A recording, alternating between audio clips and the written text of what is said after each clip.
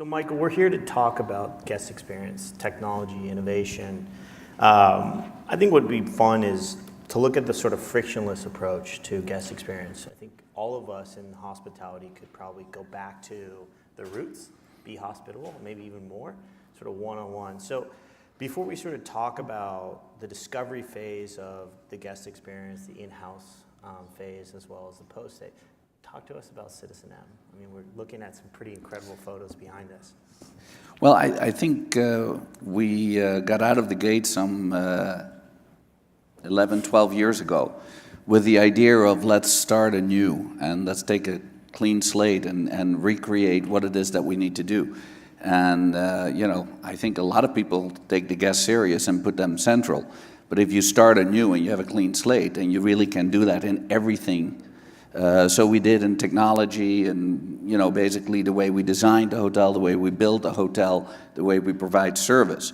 So from a distance, it looks like a hotel, but I think when you lift up the hood, you see that, maybe it's a little bit like when you look for a gas engine in a Tesla or try to fill it up, you might get a surprise or two. So it's with us the same. And was it around a sort of guest profile that you were chasing at the beginning when you were doing the back of the napkin concept?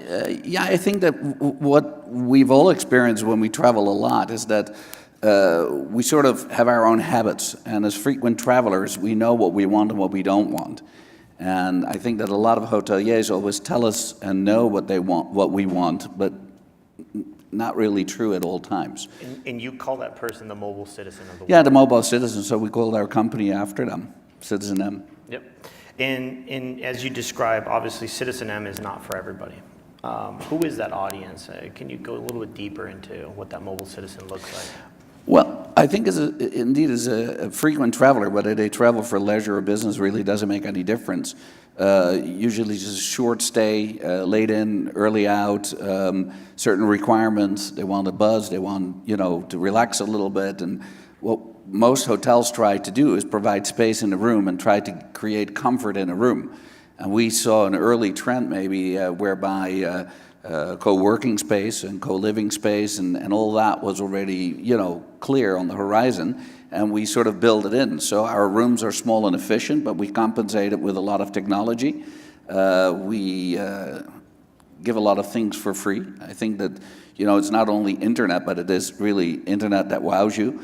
It's, all video content, even we have voice over IP phones, so there's no reason not to give that for free either. So we just made it easy for the guest, and it's trying to not have too many surprises. One of my favorite parts about it is actually the jungle alarm, the waking up with monkeys and animal noises all over. It's just such a great way to sort of start your day. When you use data, I know you're a big believer in data. Our friend David Turnbull in the audience says data is soil. I know we're not quite there. We haven't even scratched the surface when it comes to data.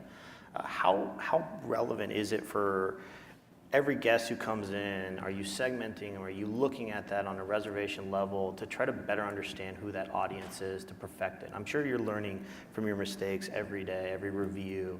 What are you focused on there? Well, I think that we all love to get to our data and really maybe even hire some data analysts to help us with, what to do with that data. But in reality, our technology is so bad that we never get to the data. So, I always love people when they go like, oh, we have great, guest data, and we really, we constantly clean it, and it's really good. So I said, okay, what is really good? Give me percentage. And I said, well, I think that, it's about, maybe around 50%. I said, okay, and then you're going to contact people out there based on that data? Sure. I mean, it's embarrassing. So I think that our industry is good when it comes to frequent stay programs, or whether it is a program that people sign up, then they get to 100% right. But anything short of that, what lives in PMSs or what lives in other systems, yeah, it's terrible. As founders, I think when we start a company, you want freedom, right? That's the whole idea. You want to work for yourself. That means you get more freedom. I used to have a full head of hair and freedom, and hair didn't come easily with starting my organization. But then along the way, you start a brand that you believe in, that you want to work for, and that you want to surround yourself with like-minded people. Your training, culture, is a big part of your brand. Talk a little bit about managing a distributed staff over 3 continents, 12 hotels, and many, many more coming. Sometimes people ask me what makes a Citizen M special, and I'm sometimes too embarrassed because it's really simple. We basically have created an environment where people are nice and our staff are nice, and it's not more complicated than that. Now, getting there to simplicity is sometimes more complicated. So to back it up a little bit, most of our organizations are top-down, sort of they have a pyramid. So we start with the line staff and then we build it up, and then you get to very important people at the top. So where does the guest sit? Well, really right above there, right? Because they provide us our income. So the day the guest doesn't show up anymore, I might have for a little bit some money to pay the staff, but not for a long while. So what happens is that at the top there, the board or the executives, they don't meet the guest anymore. They have no clue what's going on. So yeah, through reporting, and they walk through a hotel and they think they're up to date with it, but really the data does not carry that. So what we have done is we sort of inverse the pyramid and we support up. Yep. And our line staff, we call ambassadors because they carry out the culture of our brand. And they are fully empowered to do whatever they need to do in order to make a guest satisfied. And the rest of us support us up. And then what we have done, we separated the hotel operations from the support office. And in the hotels, it's like a retail store. Yep. So they basically have the only focus is guest satisfaction. They have no other chores, and everything else is through technology done centrally. As founders, we think we have amazing ideas all the time, and they're not always smashing successes. A couple examples early on with Citizen M. Oh gosh, I hope you guys have a while, because we could have breakfast tomorrow morning together. We messed up quite a bit, but I think that what is the most important, that if you set up an empowered structure and you do support, you go from top-down management to empowerment. And part of empowerment is to get the best of trade or specialized people in to do a specific job, and then allow them all the space and room that they need to do, including allowing them to make mistakes. So the most important is to have a culture whereby if somebody says, Jesus, you screwed up, they go like, yep. Yeah. Instead of like, people coming with baseball bats after you and say, you cost me so much and this is ridiculous. So our culture is very direct. The Dutch are very direct. We're a Dutch company. But I think what we have harvested amongst us, we are very open, very transparent, everybody's let in, and that leads to, I think, a better learning curve. It is at least a lot faster. And although first time right, yeah, I would love it, but it's pretty unrealistic to think you do everything at 100%. So we've messed up quite a bit, but I think you see it also in over the years that we have been operating the hotels. We have really improved a lot, and it's not only value engineering from a money or technology point of view, but it's very important for the guests, their stay and their convenience and what it is that they need. So from a guest perspective, we have really cleaned up and moved forward.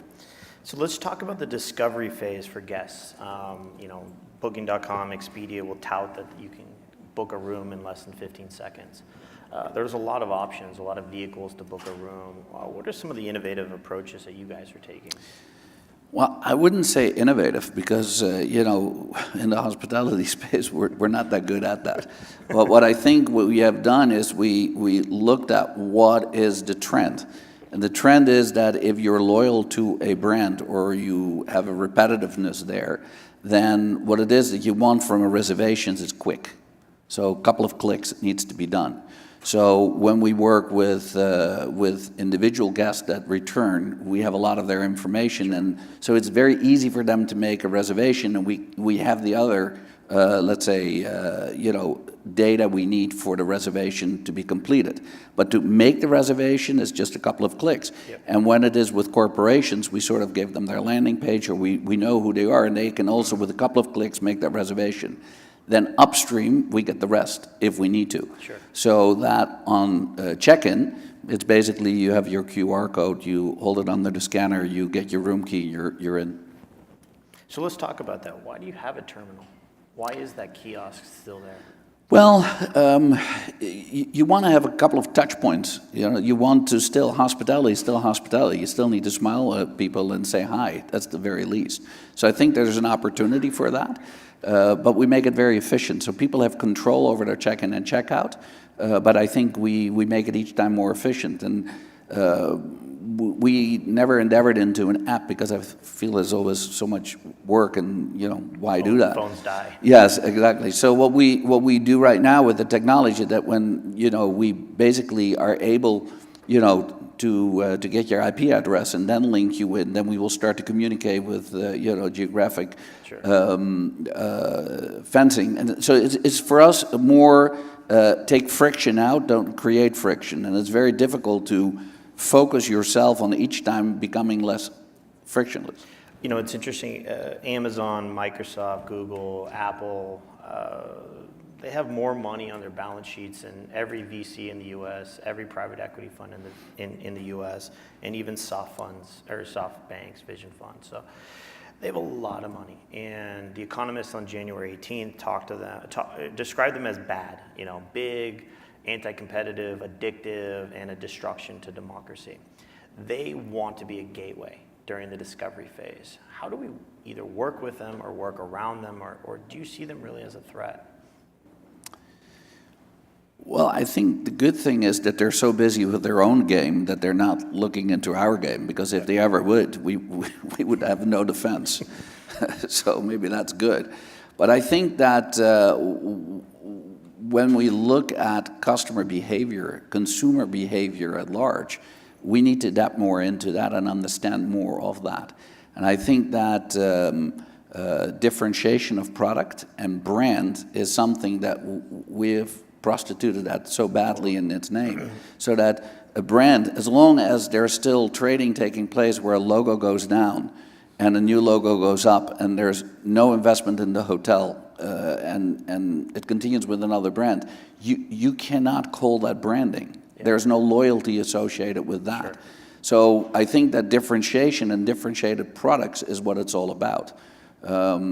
Recently, Blue Ocean came out with a second book, Blue Ocean Shift, and we're featured in that with about 2.5 chapters. Yeah. And they really look at us as how we differentiated ourselves from the pack. And I think that that's what you need to do. You need to be able to substantiate what it is that you do for an audience, and then stick out in the relationship you have with them, the stickiness. The playbook itself is innovative, and I think that's part of why every time you go into a Citizen M, while it might feel or be in a different location, it feels the same. You have the consistency, which is what the guest is looking for.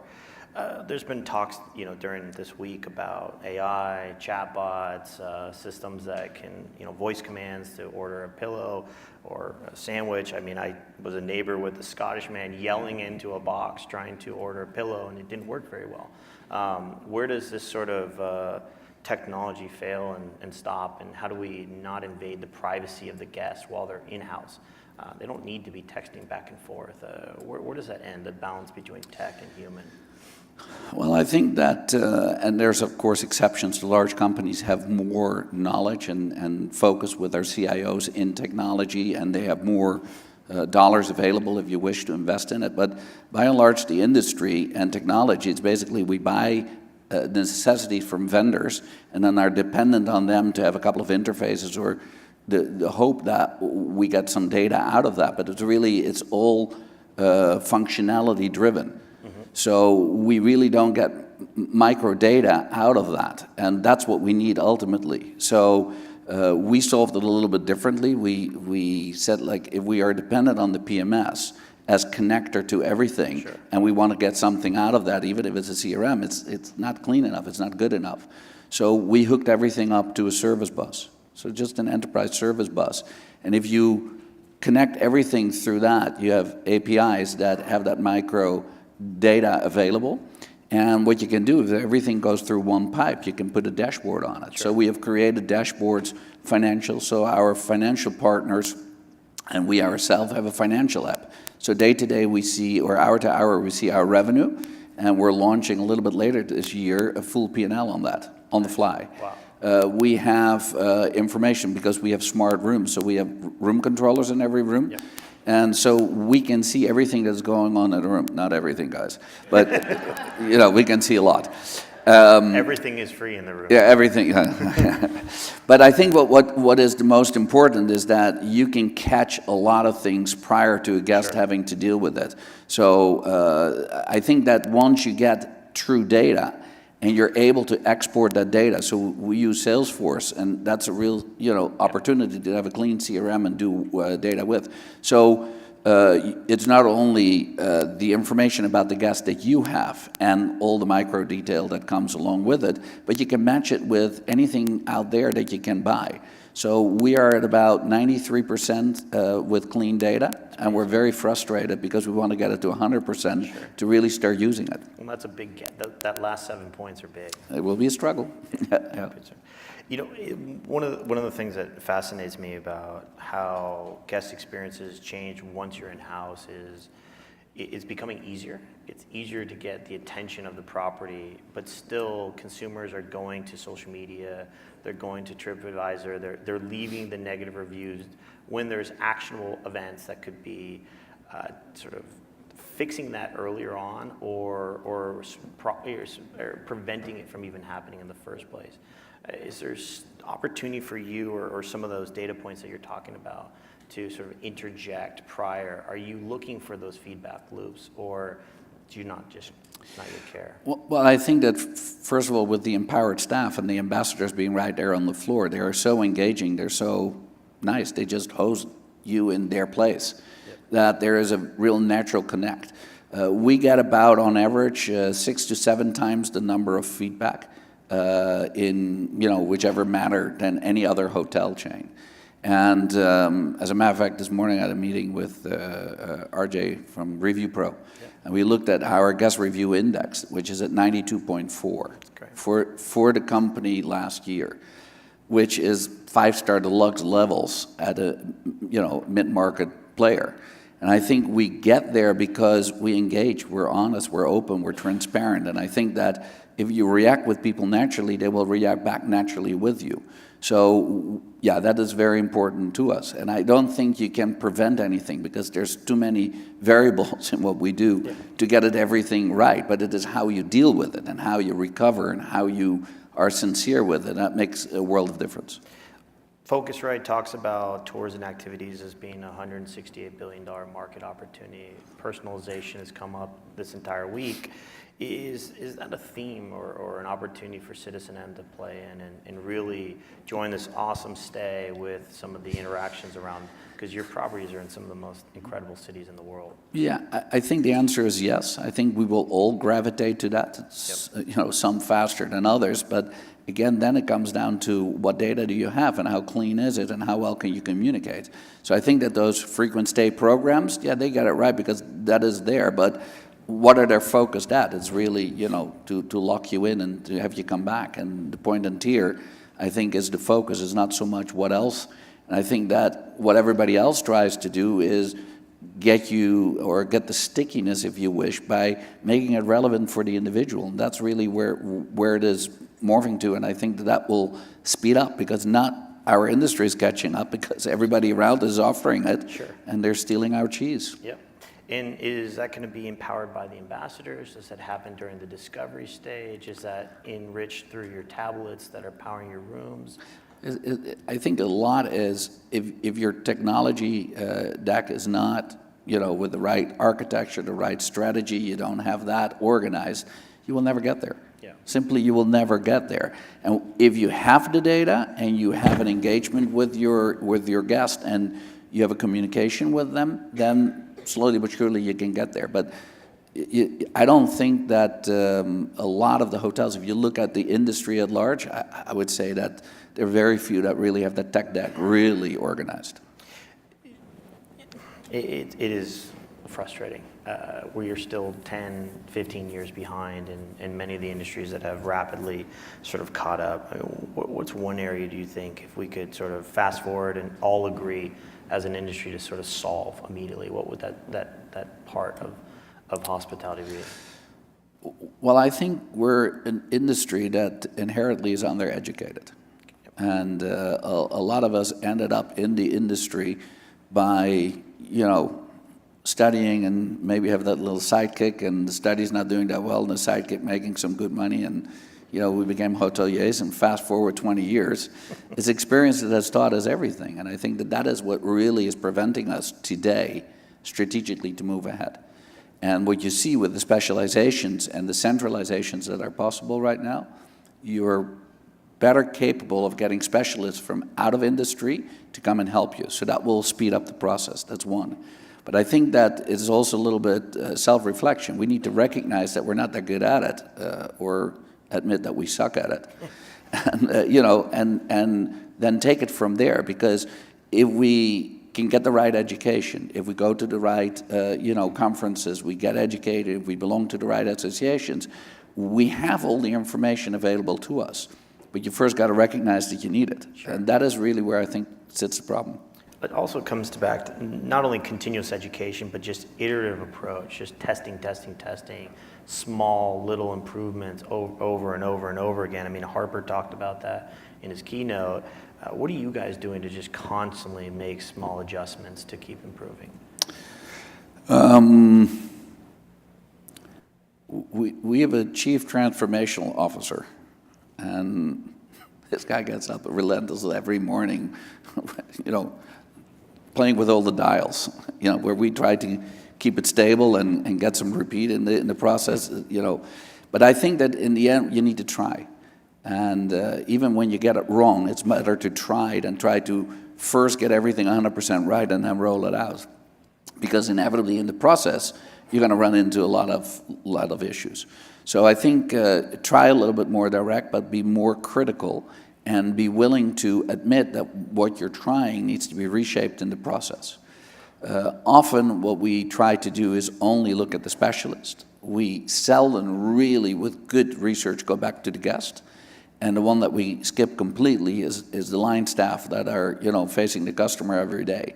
So we loop them in a lot, and it makes the process more tedious because they don't have the experience in a lot of the things in trying to get it restructured and strategized and organized. But the end result is better. The cross-training of staff is an incredible concept. A bartender could be an ambassador could be bartender, housekeeper. That fluidness of people, it also creates pathways to allow them to progress inside an organism that's, like you said, is normally a little behind in some of their understanding and more flat. It's very hard to progress inside some hotel brands. There's just always this natural ceiling. Are there pathways inside your organization? Are you trying to move the sort of inverse triangle that you talked about and get people promoted, make them managers, allow them to be part of opening staff and other property?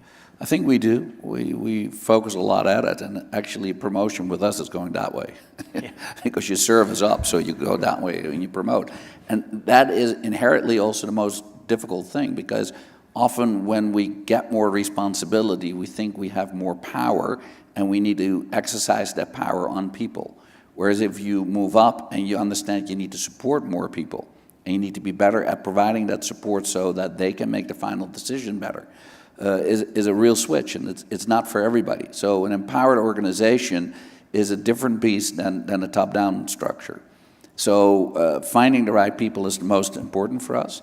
And we need to be realistic. We work with a lot of young people, and they see us as just cool, try that out, and they're with us for a while. Some leave, some come back. So we do not have necessarily tracks, or we do a lot of education.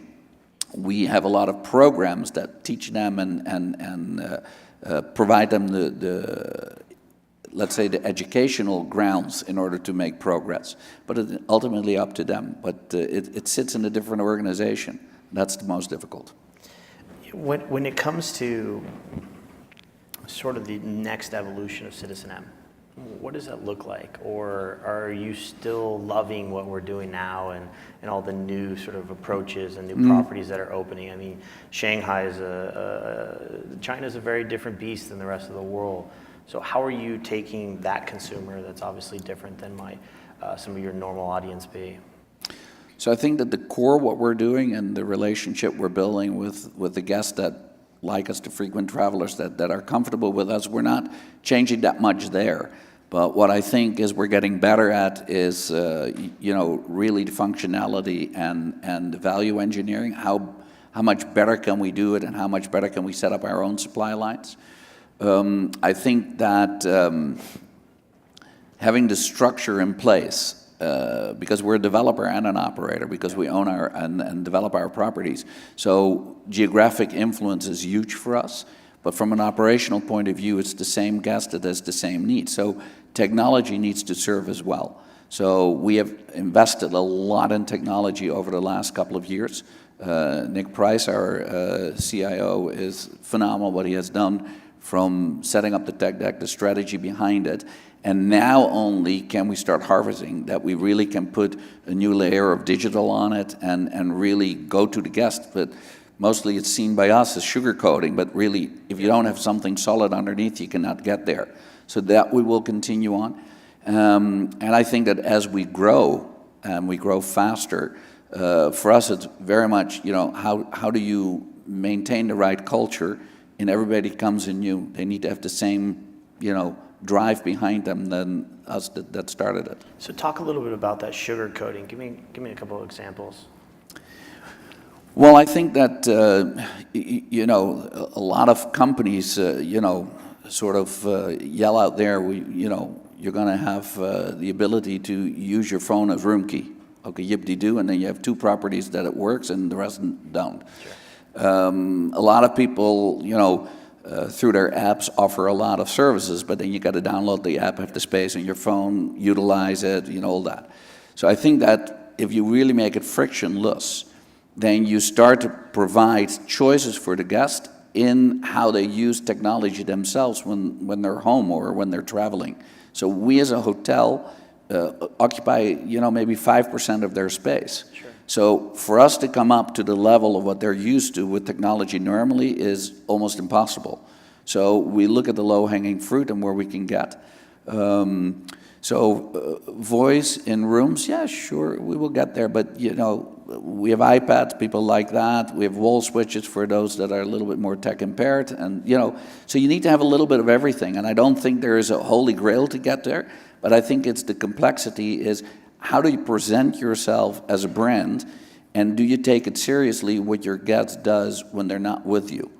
And I think that that's our focus. So, we obviously work with an incredible company that has a lot of digital ambition. And, so we will see where we get, but I think the reality is get as close to where people, you use technology every day and make sure that you mimic that. I mean, device overload, we have too many devices in our lives. So having more devices isn't necessarily a good thing. Privacy and whatnot. For me, being disconnected is also very healthy and sometimes fun. One of the things that just astonishes me is when you are getting all this different feedback from all these different sources, and you talk about how that's all running through one sort of central system so that you can dissect and analyze and improve upon some of your process. Is there one tech that's inside the property that you're most proud of, that you really want to just keep investing in or investing around because you think it is truly frictionless and it is a beautiful example of where we as an industry should go? Well, the one thing we hear consistently back in order to get the guest satisfaction is people love the communal space. People come in, they have all the conveniences, they have the technology, they have the different things that they sort of have come to expect from us. But the thing is really that the hospitality in the end, it's the low tech. So we have something called random acts of kindness that we do with people. And that's the most magical thing. I mean, it's really, truly amazing what that does. And so in order to get that there, you need a lot of technology, and you need a lot of relationship that you have built with your brand. And obviously that is through, accepting also that there's different channels to book, not making things channel dependent. So there's a lot of decisions that go into that's form the foundation in order to get there.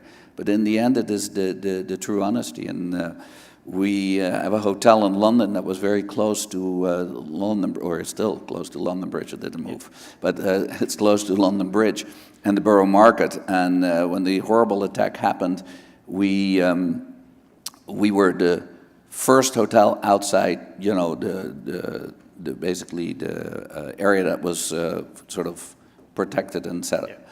And our team first, you know, sheltered all the guests, and when the all clear came from the police, they turned the hotel into a shelter. Yeah. And they, in the sister hotels in London, grabbed all the space that we still have to help out people. They sheltered about 100, 150 people that evening, you know, providing just, you know, whatever they could. And we don't have a lot of staff on property, and they engage guests to do that. And if you see that success, that can only come from a lot of things that are sort of underpinning our foundation. So I think it is in the end the soft good that does it. Yeah, it's a basic hospitality 101. The industry could use a lot more of that. You talked about the terrorism acts that are happening in Europe. We have a geopolitical scene in the United States that's shaping travel. Both are dangerous to our industry. Has that changed how you look to where you invest next, or do you feel like those are sort of microcosms that have some short-term effect but not long-term, or do you not know? Well, we were about to close 2 deals in Istanbul, sort of the week before all the unrest happened there. Yeah. So, yeah, it's a little bit, you know, I think that everywhere in the world, things unfortunately can happen today. So I think we approach it from the other side. What is it that we need to protect? So when we talk about data protection, it needs to live here. Yeah. Green needs to live here. So there's a lot of things that we need to be passionate about in order to protect. And I always say in the end, when a guest makes a reservation, when they put their head in the pillow, they sort of assume that you've taken care of everything. That is not always the case. So we take that very seriously. So I think that protecting data is very important, protecting the individual, protecting physically and having the right things. Do I have the right CCTVs? Do I have the right protection? Do I have the right number of staff on guard and on shift? So there's a lot of things that come with it, but I think it starts with the passion that that's something you take serious and you want to do. And then the technology and everything else serves us.